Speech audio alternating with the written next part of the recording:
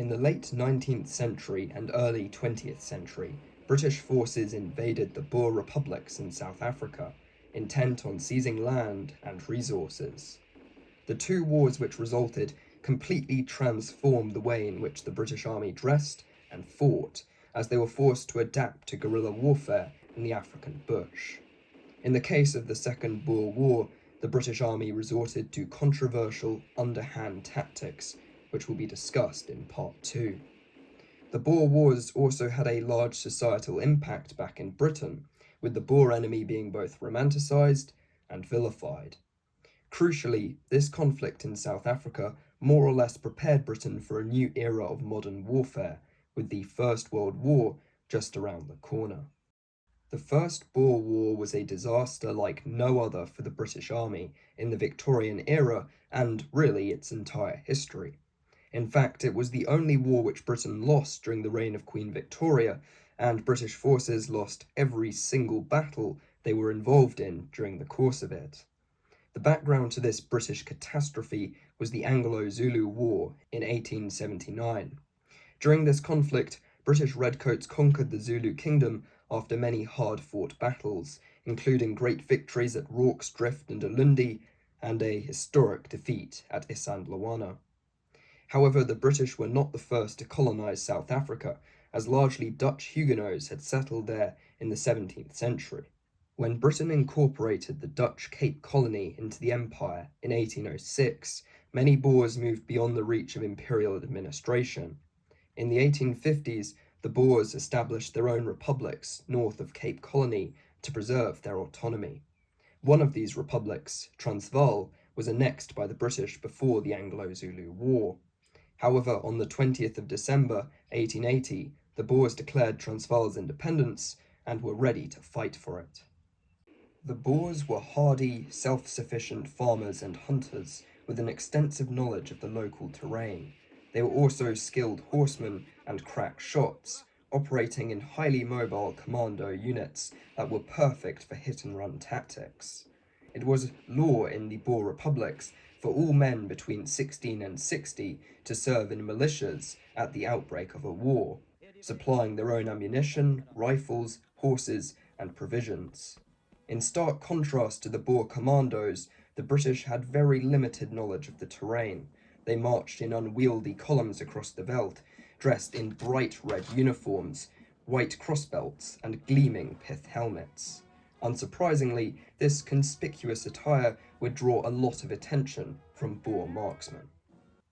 The British-occupied capital of Transvaal, Pretoria, was the target of the Boer rebellion. A relief column of British troops, comprised of about 250 soldiers and 34 wagons, was dispatched to Pretoria with orders to crush the Boers. On the march, the British band played for all the veldt to hear.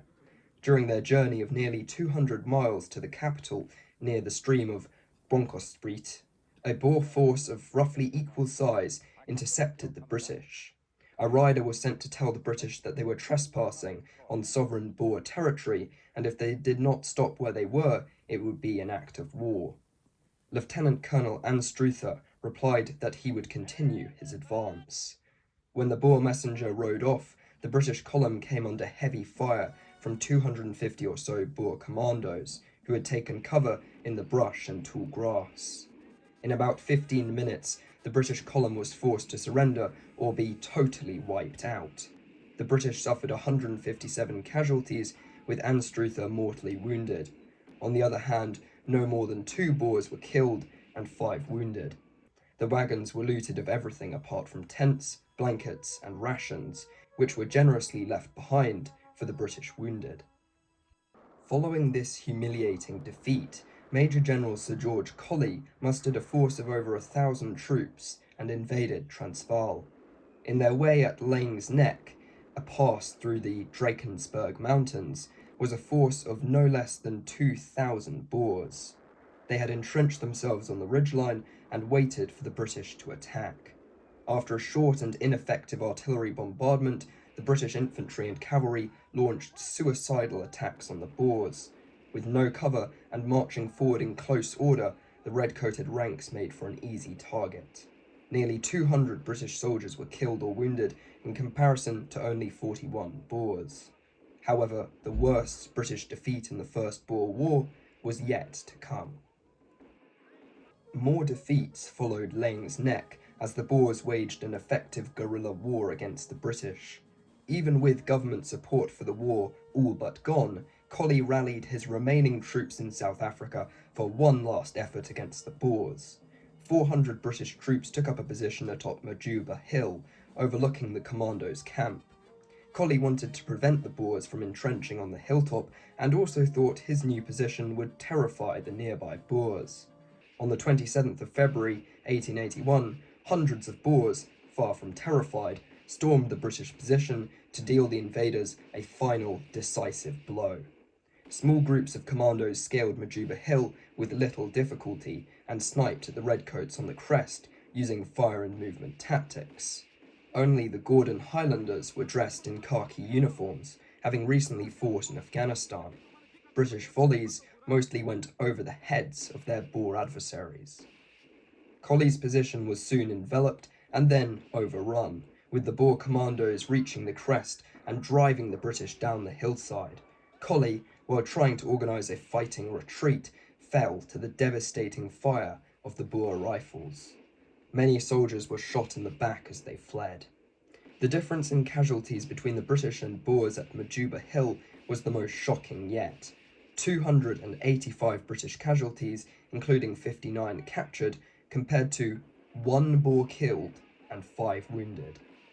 It is widely accepted that the Battle of Majuba Hill was one of the most humiliating defeats ever suffered by the British Army. British forces in possession of a defensive position had been crushed by a force of roughly equal size and mostly comprised of farm boys. Boer independence was secured, and the South African Republic, as it became known, was formally recognised by the British. The First Boer War was a humiliating blow to imperial prestige that left Britain lusting for revenge.